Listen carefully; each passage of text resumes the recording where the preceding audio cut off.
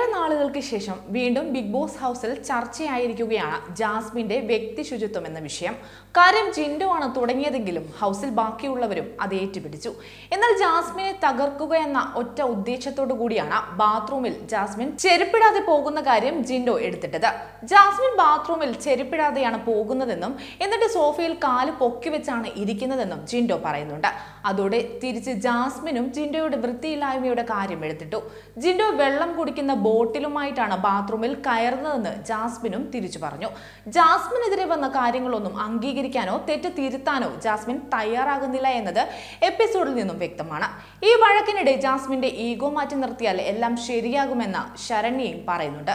എന്നാൽ ഈ ഈഗോ മാറ്റി നിർത്തിയാൽ ഹൗസിൽ കണ്ടന്റ് ഇല്ലാതെയാകുമെന്നതാണ് സത്യം. ജാസ്മിന്റെ വൃത്തിയില്ലായ്മ എടുത്തിട്ട് ജാസ്മിനെ മാനസികമായി തകർക്കാനാണ് ജിൻഡോ ശ്രമിച്ചത്. വൃത്തിയില്ല, കുളിക്കില്ല എന്നൊക്കെ പറയുമ്പോൾ കേൾക്കുന്ന ഒരു വ്യക്തിക്ക് അത് നല്ലപോലെ ഹേർട്ടാകും. എന്നാൽ ജാസ്മിൻ അത് എഫക്ട് ചെയ്തില്ലെന്ന് മാത്രം. എന്നാൽ നോറ മാത്രമേ ജിൻഡോയുടെ കാര്യം മനസ്സിലാക്കിയിട്ടുള്ളൂ. ജിൻഡോ ജാസ്മിനെ മാനസികമായി തളർത്താൻ ശ്രമിക്കുകയാണെന്ന് നോറ വെട്ടി തുറന്ന് പറയുന്നുണ്ട്. അത് ജാസ്മിനോടുള്ള ഇഷ്ടം കൊണ്ടൊന്നുമല്ലെന്ന് ഏവർക്കും അറിയാം. ശത്രുവിന്റെ ശത്രു മിത്രം എന്ന് പറയുന്നത് പോലെയാണ് നോറയുടെ ഇപ്പോഴത്തെ കാര്യം. ജാസ്മിൻ ഇപ്പോൾ ജിൻഡോയ്ക്കെതിരെ തിരിഞ്ഞിരിക്കുന്നത് കൊണ്ടാണ് നോറ ജാസ്മിനൊപ്പം നിൽക്കുന്നത്. ഇപ്പോൾ ഹൗസിലെ നോറയുടെ ടാർഗറ്റ് ജാൻമണി മാറി ജിൻഡോ ആയിരിക്കുകയാണ്. ജാൻമണി ഒരു പൊടിക്കൊന്ന് ഒതുങ്ങിയതോടെ ജിൻഡോയുടെ പിറകെ നടന്ന് കണ്ടന്റ് ഉണ്ടാക്കാനാണ് നോറയുടെ ശ്രമം.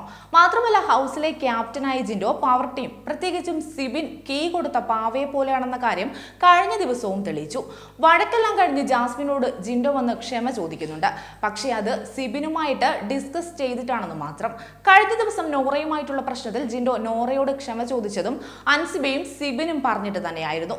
ഇപ്പോഴത്തെ ക്യാപ്റ്റൻ നിലപാടില്ലാത്ത പവർ ടീമിന്റെ അടിമയാണെന്നാണ് ഗബ്രി അടക്കമുള്ളവർ പറയുന്നത്. ഏതായാലും ഇതും കൂടി ആയപ്പോൾ അത് ഒന്നുകൂടി ശരിയായിരിക്കുകയാണ്. ക്ലീനിംഗ് ടീമിലുള്ള ശ്രീതു റൂം വൃത്തിയാക്കാൻ വന്നപ്പോൾ ജാസ്മിൻ ഉപയോഗിച്ച ടിഷ്യൂകൾ ജാസ്മിന്റെ ബെഡിൽ കിടക്കുന്നത് കാണുകയും അത് ശ്രീതു ജിൻഡോയോട് പറയുകയും ചെയ്തതോടെയാണ് പ്രശ്നങ്ങൾക്ക് തുടക്കമായത്. അങ്ങനെ കഴിഞ്ഞ ദിവസത്തെ എപ്പിസോഡ് മുഴുവൻ ജാസ്മിനിലും ജിൻഡോയിലും സിബിനിലുമാണ് ഒതുങ്ങിപ്പോയത്. പിന്നീട് നെക്സ്റ്റ് വീക്കിലെ പുതിയ പവർ ടീമിനെ തിരഞ്ഞെടുക്കാനുള്ള ടാസ്ക് ആണ് നടന്നത്.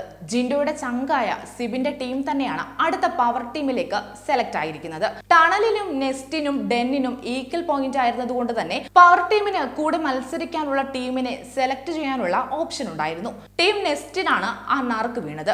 അതിന് കാരണമായി പറഞ്ഞത് ഡെന്നിലെ അംഗമായ ഗബ്രി മിസ്ബിഹേവിയർ കാണിക്കുന്നത് കൊണ്ടും അതുപോലെ തന്നെ പവർ ടീമിൽ കയറിയാൽ നോമിനേഷനിൽ വരില്ലെന്നും പറഞ്ഞാണ് ഡെന്നിനെ പവർ ടീം ഒഴിവാക്കുന്നത്. ഇനി ടണൽ ടീമിലേക്ക് വരുമ്പോൾ ഡെന്നിലെ ജാസ്മിൻ ഒഴികെയുള്ള മറ്റു 3 പേരും നോമിനേഷനിൽ ഉള്ളതുകൊണ്ട് തന്നെ അവരിൽ ആരെങ്കിലും പുറത്തു പോയാൽ പവർ ടീമിലെ അംഗസംഖ്യ കുറയും. ഇത് ചൂണ്ടിക്കാണിച്ചാണ് ടണലും ഒഴിവാക്കപ്പെട്ടത്. അങ്ങനെയാണ് നെക്സ്റ്റ് ടീം സെലക്ട് ആയത്. ഇക്കാരണങ്ങളാണ് പവർ ടീം പറഞ്ഞതെങ്കിലും നടത്തിയ സെലക്ഷനിലും പവർ ടീം ഫേവറിസം കാണിച്ചത് തന്നെയാണ്. തങ്ങൾക്ക് ഫേവറായിട്ടുള്ള ആൾക്കാരെ പവർ ടീമിൽ ആക്കിയാൽ തങ്ങൾക്ക് അനുകൂലമായി അവർ നിൽക്കും. മാത്രമല്ല പണിയൊന്നും അധികം കിട്ടത്തതുമില്ല. ചുരുക്കി പറഞ്ഞാൽ ജാസ്മിനും ഗബ്രിയും പവർ ടീമിൽ എത്തരുത് എന്നുള്ള സിബിനടങ്ങിയ പവർ ടീമിന്റെ ആഗ്രഹമാണ് കഴിഞ്ഞ ദിവസം നടന്നത്.